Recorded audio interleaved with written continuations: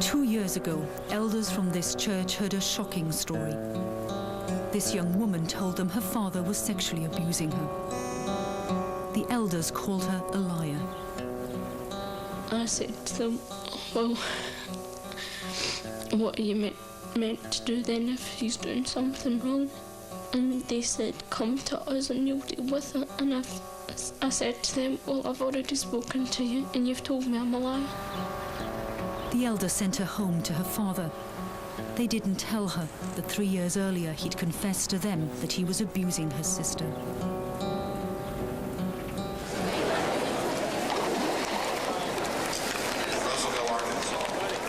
Tulsa, Oklahoma, and a gathering of the church that let this happen.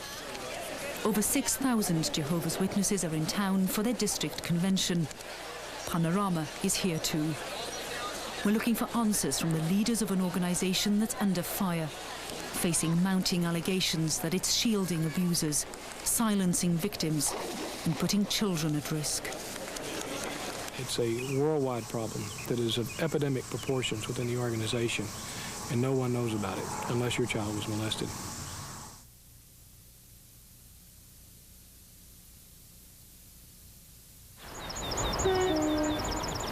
Stevenson is on the Ayrshire coast in Scotland.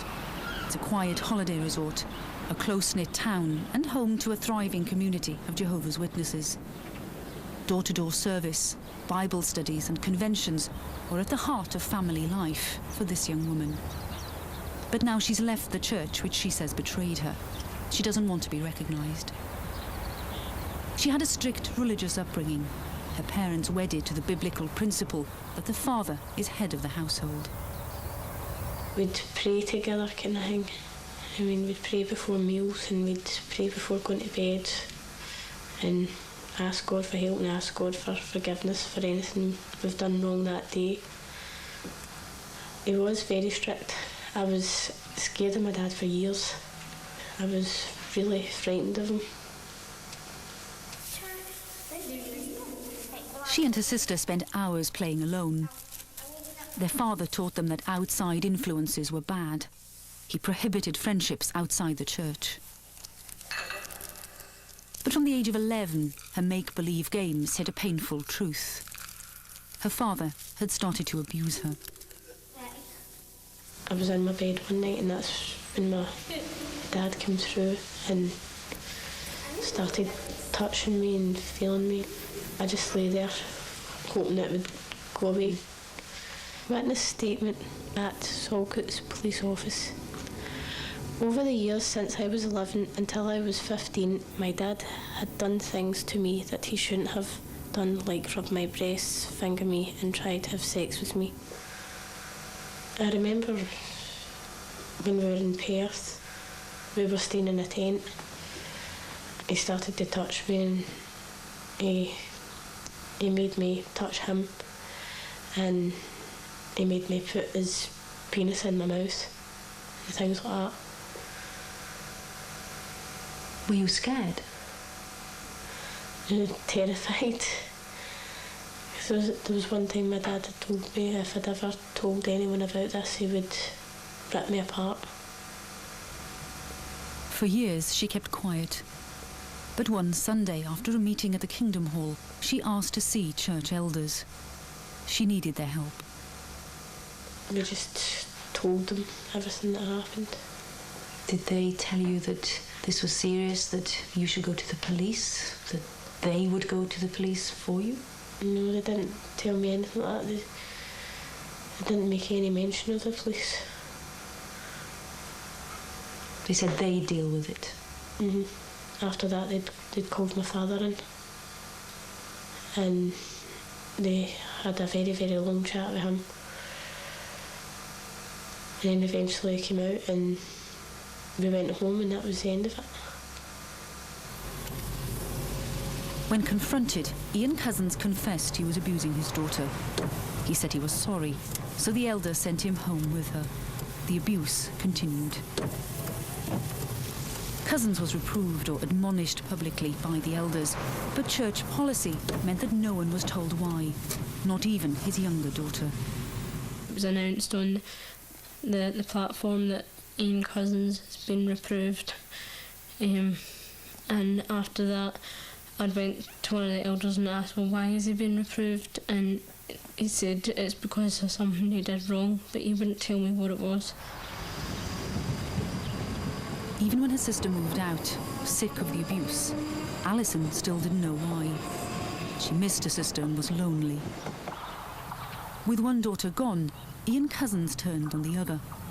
It all began with an innocent goodnight kiss.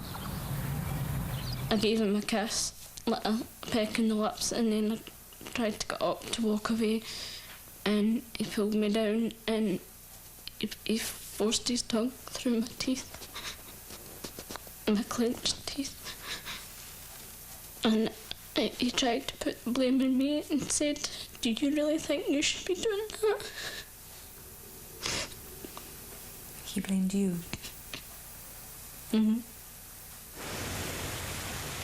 It wasn't long before the abuse got worse. One day, her father was accused of assaulting one of Alison's friends. She had to do something, but had nowhere to turn, nowhere except the Kingdom Hall. She asked to see a church elder. I told him everything that had happened and what my dad had done to me, and he said that he didn't believe me at all, and he said that I was a liar and that my dad would never do such a thing, and that my dad was such a nice man. Like her sister, she was sent home. Her father, the nice man, was free to continue abusing her. So she gave the elders an ultimatum. Either they did something, or she'd go to the police. They did nothing. I have told the police about my dad because I am concerned that he has contact with other young girls through the church.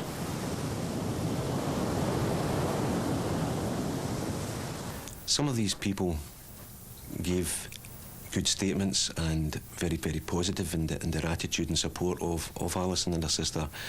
Other people felt that they didn't want to be involved and gave a negative statement, and some people refused to speak to us altogether. Why? I have no idea why. They just refused to speak to the police. Were they Jehovah's Witnesses? I believe they were. But they wouldn't help? They wouldn't give a statement to us, no. Only during the police investigation did the whole story become clear to Alison Cousins. Only now did she discover her sister had been abused too. Only now did she find out that her father confessed to elders 3 years earlier. Yet no one had warned her, his next victim. Nobody told me anything. They all basically kept it all under wraps and told nobody what had happened.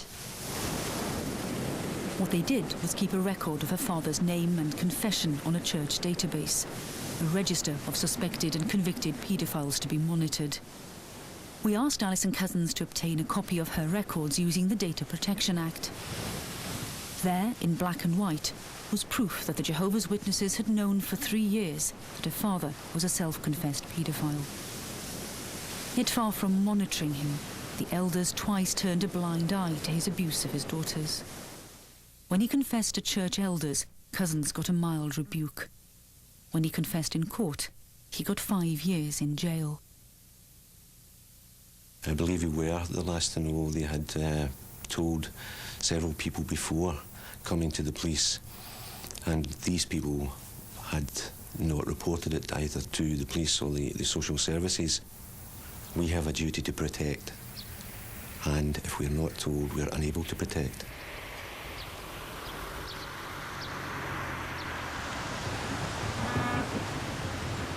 New York, the capital of big business, and a fitting home for one of the largest and richest religious organizations in the world. From here, the Jehovah's Witnesses control over 6 million members. From here, the worldwide headquarters in Brooklyn Heights, every policy, every guideline is dictated. Visitors are welcome, and one message is clear. In this organization, you adhere to God's word. Every month, 50,000 Bibles come off the press, ready to be sold worldwide. But this too is where they keep records of suspected and convicted paedophiles in their ranks. Bill Bowen, a respected elder for almost 20 years, has just resigned. He says the men at the top are protecting the church, not the children. They do not want people to know that they have this problem. And by covering it up, they just hurt one person. By letting it out, then they hurt the image of the church. Elders must report abuse to the church's legal desk. Only if the law demands it must they contact the police. If it doesn't, they may be told they have a moral duty to call them, but often it seems to stop here. It seems to go no further than the church's secret database. Every detail is written down about what happened, where it happened, when it happened, how it happened. So you're saying the organisation has its own sexual offenders register, if you like? That's exactly right. That it's keeping to itself and not showing others? Exactly right. These men remain anonymous to anyone outside the organization and anyone really inside the organization unless you are personally reporting the matter. So was this the policy back in Stevenson that let Ian Cousins continue to abuse his daughters? The elders have stepped down and refused to talk to us, so we asked the man sent here to sort things out. Hello, Mr. Briggs. We're from BBC Panorama, as you know. I know that. We just want to ask you a few questions about the Ian Cousins case. It's reasonable to really actually consider the brothers and sisters in the congregation that have had to undergo all this pressure. And so I would just leave it at that. That's all I have to say on the matter. The database, Mr. Briggs. Why should the Jehovah's Witnesses keep a database of men who have confessed to being paedophiles, but the police aren't told? Do you think that's reasonable behaviour, Mr. Briggs? The latest name added to the list should be that of James Barrett. 3 days ago, clutching his Bible, this elder from Rugby was convicted of indecently assaulting 2 boys and sentenced to 2 years in prison. The church was told of the allegations 5 years ago, but Barrett denied them and was allowed to remain an elder. So how many names are on the secret database? We asked the headquarters in New York. They refused to tell us. Focusing on numbers isn't meaningful, they said. After a lifetime in the church, Bill Bowen tells a different story. How many names do you suspect are on that list? 23,720. How do you know that? I was contacted by sources within the church. I was given a figure of over 20,000. 2 different sources came back to me and said that number is actually more specific and gave me a figure of 23,720. They told me that they had accessed the internal database, and that figure was based on child molesters in the USA, Canada, and Europe. And that's the figure that they were given. Over 20,000 names on a secret database. That's why these people say the church has to listen. With Bill Bowen, they're calling for the Jehovah's Witnesses to come clean about their record on child abuse. His campaign, Silent Lambs, has already heard from 5,000 victims. This candlelit vigil is for them. Or is what they're doing, once it's found out, causing their own members to be deeply disturbed. Heather Berry and her stepsister, Holly Brewer, have flown here from New Hampshire. The man who abused them has been jailed for a minimum of 56 years. He was Heather's father. Now Heather and Holly are breaking new ground. They're taking the Jehovah's Witnesses to court. I'm Heather from New Hampshire. I don't want to tell my story, but I've heard the word victim too many times today. And all of us are standing out here today. We're standing tall and proud and saying this happened and then it can't happen, and we're survivors. And we're fighting and we're not victims. They're the first of those survivors to take their fight to court. They're claiming that not only did the church do nothing when they were abused, it ostracized and punished the family when they called the police. I'm very glad I came. Like I said, I would do it again, and again, and again, and as many times as it takes to get a change in the policies and things that they hide constantly. I'm really glad that the policy was talked about so much today, that it's an actual policy. It's not just a few elders that want to hide things. It comes from higher up. It's a worldwide policy. Yeah. We asked the church for an interview to discuss the claims that they're putting thousands of children at risk. They offered us instead some videotapes.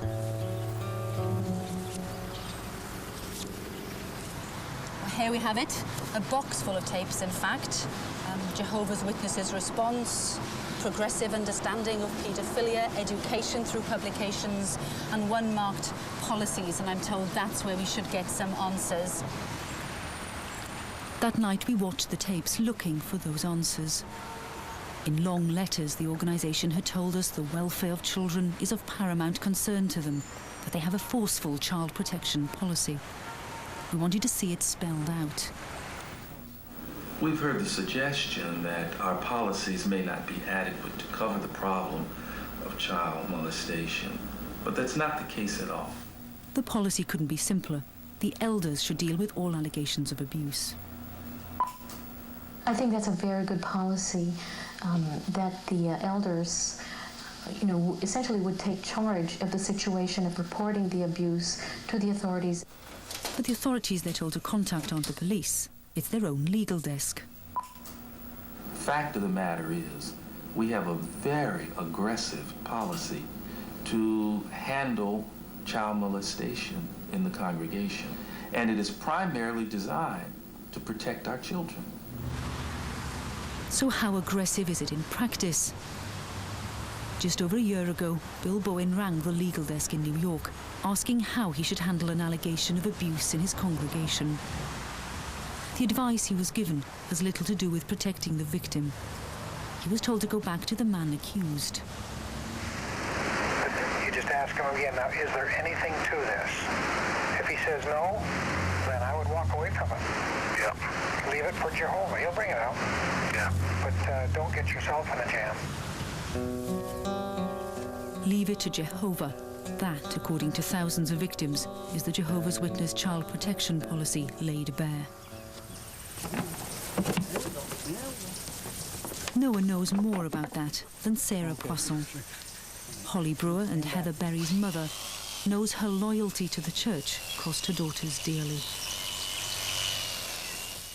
Paul Berry, her husband, beat them. She suspected worse, that Heather was being sexually abused, and went to the elders. I could tell from their looks on their faces that I'd done a bad thing, that I had spoken against my husband, which is a bad thing. And so their solution was that I should be a better wife and I should pray more. That was their solution. That's how I could stop him from battering us. I assumed they were right. They had to be right, because they know everything, because they're God's representatives on earth. She couldn't convince them, but she was convinced that Paul Berry was sexually abusing their daughter, Heather. When I was about 3 years old, I started displaying behavior that no 3-year-old in their right mind would display. I was throwing stools out of 2-story windows, and I was, I went to Boston Children's Medical Hospital in the psychiatric ward when I was 3 because she found me stabbing myself with a screwdriver in the arm in the kitchen. He came to me in the blackened night, hands outstretched. There was no fight. The masked man slowly became familiar with my shape, gently rubbing his hands on me, every nook, cranny, and gate. My child, you are so sweet, so perfect and right. Then I knew nothing but defeat. I tried not to think about the abuse as much as possible. I mean, like, there was the physical abuse, there was the verbal abuse, and there was the sexual abuse, and when none of it was happening, that was ideal, and that's what I tried to focus on the most. And all the while, you were going to the Kingdom Hall every Sunday? You were going to meetings during the week? We were going out door-to-door service. Time and again, the girls were told to wait outside while their mother begged local elders for help. Time and again, they saw her sent home to pray harder and be a better wife. Holly, too, had her own story to tell, a story she'd kept secret from her mother Her story she knew by now the elders wouldn't want to hear. Her instinct was to tell the local policeman, but after years in the church, she just couldn't. Holly would actually tell me that she was very angry about things at home, and she did, on more than several occasions, tell me that someday, Sergeant Zeller, I'm going to tell you something that happened to me. And I always told Holly, when you're ready, I'll be there. You know where I am. Her mother saw the elders more than a dozen times, but remarkably, it never struck Sarah Poisson to look for help outside the church. You can say that your children's lives are in danger, and in the same breath that you couldn't possibly go to the police. How can that be? Because God would not want that. It would never have occurred to me. And even if it had, I would not have done it. Because he's a man, a baptized male, and he's a ministerial servant, and I was a woman, and they're kids. And that's even worse than being a woman. These things need to stay in this room. I heard that many, many times. You need to pray about it more. I can show you my Bible. It's paper thin. I still have it. It's all worn out. Did a lot of praying. After you were told them that her father was sexually abusing Heather, nothing changed? No. No. Well, yeah, things changed. They got a lot worse for me. In the end, the decision was taken out of her hands. In school, bruises were noticed on her children. Social workers were told. They gave her a stark choice. Leave your husband, or we take your children. But if she left him, she knew the church would cut her dead. At that point, I had to make a decision between God and my kids. And I knew, well, at that time I knew, that if I chose my kids, I didn't have a prayer. But I didn't care anymore.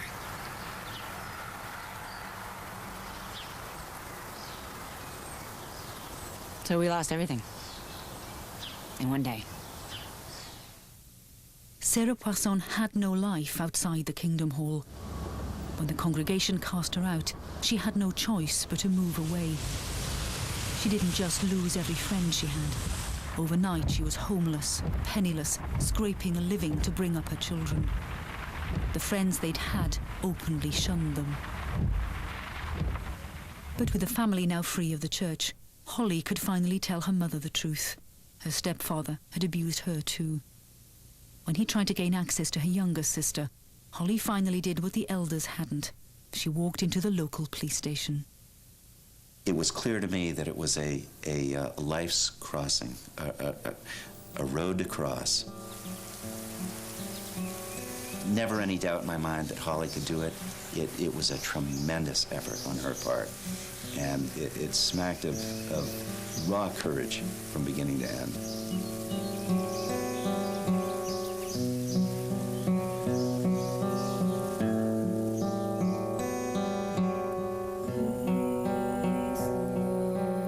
The Holly Brewer who walked into his office that day was a very changed, a very defiant young woman.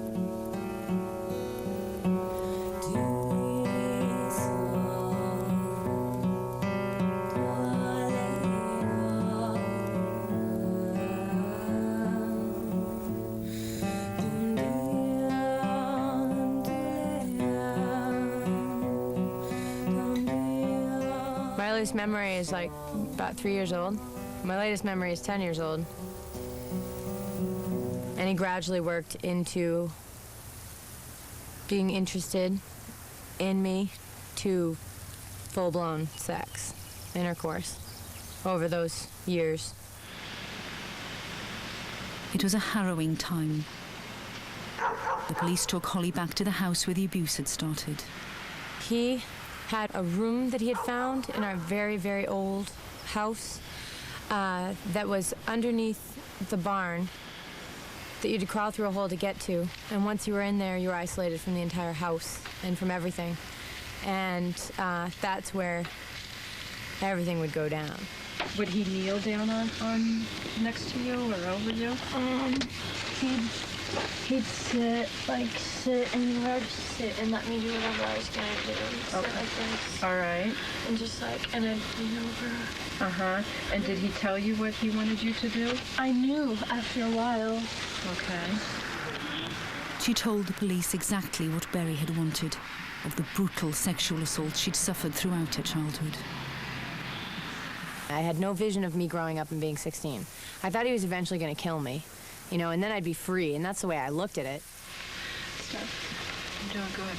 It's crazy. It's really hard to come back here, I know that. I know. I'm so much. He'd say things like, "Thank you for obeying me." And he'd thank me for obeying him and reminding me that word, the obey word. That was a big thing. Paul Berry was confident Holly would never go to the elders. Apart from anything else, the Jehovah's Witnesses have a clear rule on sin. They need 2 witnesses or a confession before they'll take action. Do you remember? As Holly told her story, it seemed to police that this rule in a strict religious community would have let the abuse continue. All the way up to here. So this is the same sheet that was here before? It's all the same. All right. Sexual abuse of children is not to be tolerated. And I don't care what their reasoning was. It was faulted reasoning. They were wrong, and as far as I'm concerned, they were criminally negligent. That's my take on it. Even with just the child's word, with 1 witness, with just the mother's word, without the 2 witnesses their Bible tells them they need. Well, unfortunately, most kids don't have several witnesses observing them get raped. It's an unfortunate part of it. It took nearly 4 years for the case to come to court. Paul Berry faced 17 charges of aggravated sexual assault. I was holding Holly's hand, and she had a lot of pointy rings on, and she was squeezing my hand really tightly. And it took them a long time to get through the verdict because there were so many indictments. And when it was over, my hand was all bloody and I didn't even feel it.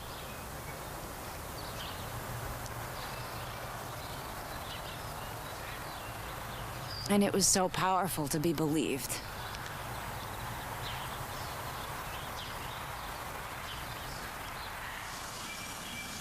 But not everyone did believe them.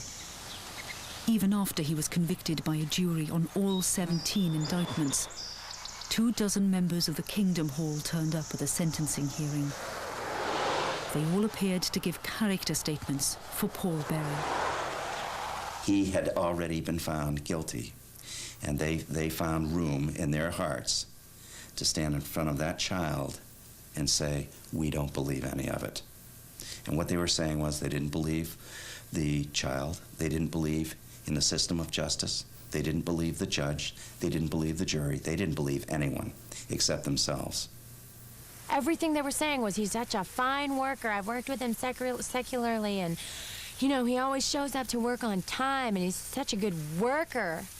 Everybody said that, and also the second half was everybody started saying, he's babysat our kids hundreds of times. I would let him babysit our kids every day, and he's such a good worker. And I was just sitting there like, he's not on trial for being a negligent worker. I can't imagine how badly she must have felt not to have been believed by elders in her own close-knit community. What a horrible blow to a child this must have been. Shame. Shame on them. But another serious accusation is leveled against Jehovah's Witnesses. In their efforts to cover up abuse, they may even try to frustrate police investigations. In Birmingham, West Midlands police were told of a sexual assault by a Jehovah's Witness on a young boy. They asked local elders for help. They were very reluctant to give up any information towards me. It was an uphill battle so far as the church was concerned with me, virtually at every turn. They actually said to me, unless I could provide 2 Jehovah's Witnesses who had actually seen the offence, then as far as they were concerned, the offence hadn't taken place. The boy was Simon Brady. He was just 9 when he was abused by a member of this Kingdom Hall. felt he could tell no one. We're taught if you go to elders, if you want to be believed or you have a complaint about someone, then there has to be more than one of you. There has to be two people. There has to be more than one witness, basically, you know. What can I say? They want more than one witness, you know. How could I have gone to them, you know? They wouldn't have believed me. Statement of Simon Andrew Brady, age 18. I recall that one of the brothers of the congregation, a man known to me as Jaswan Patty, began to take an interest in me. I had been 8 or 9 years old at the time. Simon Brady's parents were divorced. Jaswan Patty offered to help out sometimes, take him off his mother's hands. He'd take me for drives after the meetings. He'd take me home from the congregation, you know, give me a lift home. I can remember one occasion he took me to his sister's flat while she was away on holiday. He said we'd go in and we'd check his sister's flat, and there he severely sexually abused me, basically. Like, you know. What did he do? It was quite severe, to be honest with you. Like, it was severe. Like, you know. Even now to think of it, I don't. You know, it hurts now to talk about it, to be honest with you. And I've done that once already, like, you know. And I find it very hard to talk about that anymore, basically. He dropped me off at home. I remember going to the bathroom and scrubbing with Dettol because I felt dirty at what had happened. For years he said nothing, afraid the elders wouldn't believe him. When he finally did speak out, his instinct as a 9-year-old proved right. It's not so much did they believe me, did they want to believe me, you know. They didn't want to believe me. I think they turned up at my house, you know. They weren't open-minded, and I think they'd already made their mind up even before they got to my house, you know. The police did believe him, and they tracked down a second boy who'd been abused by Patty. But what happened next caused them serious concern. An elder confronted the victim's father, calling the man's son a liar. The father complained to the police, who warned the elder to stay away from the victims' families. His excuse was that as an elder, he had every right to investigate the case for himself. It was his duty to test the evidence prior to the court case. I advised him that if that sort of behaviour continued, then if an allegation had been formally made, then I would have to investigate that particular person for offences of pervert the course of justice and in fact witness intimidation. The conversation did get a little bit heated towards the end, but obviously I'd got a duty to protect my complainants and witnesses to the case. I made sure and sent out the signal that I was prepared to protect them and take drastic steps, i.e. arresting people, if they breach that. In Birmingham, as in New Hampshire, the elders supported the accused. Even after Patty was convicted and sentenced to 5 years in jail, they didn't waver. At the next meeting in the Kingdom Hall, the elders made sure the congregation knew where they stood. There was an announcement given saying, as a body of elders, that's including every elder in Rubery, we feel as a body of elders that basically this man is innocent, we believe he's innocent, and the Bethel have informed us they will do everything in their power to help this man. I then made it my duty to actually speak to the legal services team of the Bethel in London and voice my disquiet about the lack of cooperation I'd had from start to finish from this inquiry. Under police pressure, the elders did apologise and were demoted, though not sacked. The London headquarters, the Bethel, refused to discuss any specific case. They said this was because the elders had to respect the confidentiality of the victims. But the victims wanted answers. We again asked for an interview with their spokesman, Paul Gillies. When he refused, we phoned him, told him we were recording, and asked a simple question. Are elders told to report allegations of abuse to the police or not?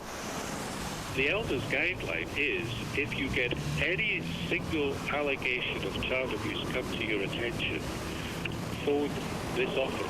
Why phone this office? Why not phone your local police station? Well, you see, the first thing is we have to make sure for the protection of the child. Is it the protection of the child, or is it fair to ask you, isn't it the protection of the church that comes straight to mind there? It is the protection of the child. We have a child protection policy. It was a long conversation. We asked if he'd be prepared to answer the same questions on camera. He refused. So it was back to America and back to a Jehovah's Witness convention in Tulsa. We'd been told we'd find a member of the governing body here. Ted Jarretts is one of the men responsible for the church's child protection policy. For more than 2 months, we've been asking them for an interview. We want answers to some simple questions.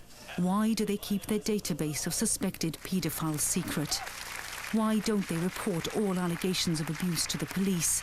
Why do they send children back to the arms of their abusers? They'd refused to talk to us, but here at last, we had our chance.